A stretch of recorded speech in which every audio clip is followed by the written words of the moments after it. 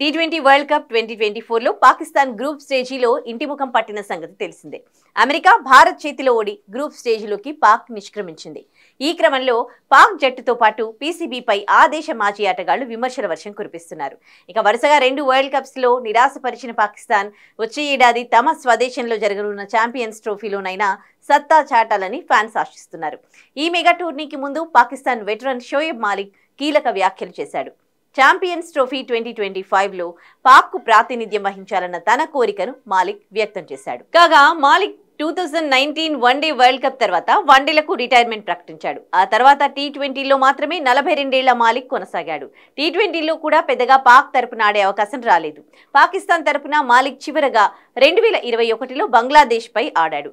అప్పటి నుంచి అంతర్జాతీయ క్రికెట్ కు దూరంగా ఉంటున్న మాలిక్ కేవలం ఫ్రాంచైజీ క్రికెట్ లీగ్లలో మాత్రమే కొనసాగుతున్నాడు. నేను మళ్లీ పాక్ జట్టుకు ప్రాతినిధ్యం వహించాలనుకుంటున్నాను.